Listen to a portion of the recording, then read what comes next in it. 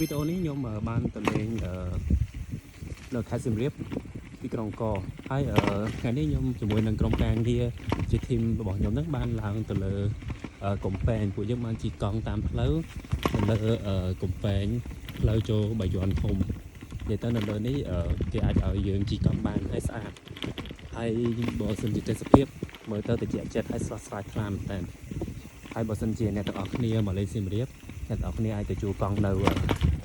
ហាងទៅទីក្រុងនៅក្រុងសៀមរាបបានហើយបន្ទាប់មកយើងអាចឡើងមកលើកំពែងហើយជិះកង់តាមផ្លូវនៅលើកំពែងហ្នឹងដើម្បីស្រូបយកបរិយាកាសប្លែកថ្មីមួយទៀតហើយវាត្រជាក់ចិត្តហើយវាធ្វើឲ្យយើងនឹងស្រស់ស្រាយមែនតើពេលយើងមកលេងសៀមរាបហើយក៏ចង់ប្រាប់ដែរថាបើសិនជាយើងជួលកង់គេជិះ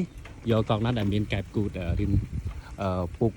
ច្រើនតិចមកសម្រាប់អ្នកដែលគាត់ដែលធ្លាប់ជិះកង់ណាហើយមួយទៀតបើសិនជាយើងជិះយូរយើងអាចជិះគូតបើអ្នកដែលជិះកង់ហើយយើងមើលទេសភាពតាមព្រៃនេះខ្ញុំថតទូរស័ព្ទដៃផ្ទាល់ឯងអញ្ចឹងពេលខ្លះវាអត់មានដំណឹងហើយយើងមើលទៅថានៅខេត្តសៀមរាបមានអ្វីអស្ចារ្យខ្លះមិនមកមើលតែប្រាសាទតែយើងអាចទៅស្រស់ស្រាយបរិយាកាសធម្មជាតិព្រៃឈើសត្វស្វាសត្វស្លាបហើយនៅបបវត្តប្រាសាទមួយចំនួននោះដែរ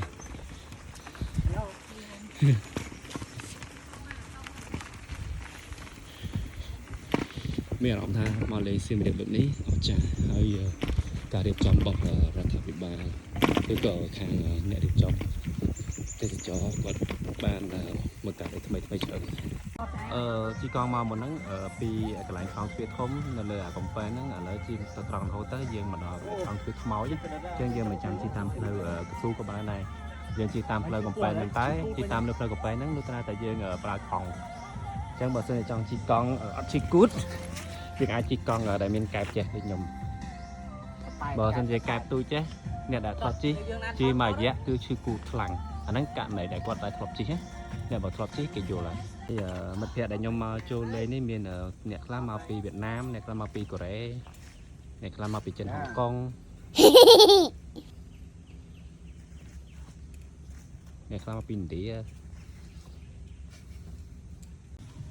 គ្រាន់តែឃើញទេសភាពនៅទីក្រុងកប្រាសាទធំក៏យើងមានអារម្មណ៍ថាយើងស្រស់ស្រាយខ្លាំងនិយាយទៅប្រទេសយើងមានការដើរលេងច្រើនតែសំខាន់យើងតាក់ទងមួយការដើរលេងហ្នឹងយើងក៏ត្រូវចេះរក្សានៅអនាម័យសម្រាប់បរិស្ថានស្អាតរបស់ទីក្រុងយើងដែរពួកខ្ញុំដើរតាមផ្លូវមួយចំនួនក៏ឃើញមានអ្នកខ្លះគាត់ហូបហើយគាត់ចោលតាមព្រៃអញ្ចឹងមិនប្រកាសថាខាងក្រមការងារអាជ្ញាធរក៏មានក្រមការងារប្រមូលសម្រាមតែយើងជាអ្នកភ្ញៀវទេសចរក៏យើងត្រូវចេះមានមារយាទល្អក្នុងការចោលសម្រាមឲ្យបានត្រឹមត្រូវដែរ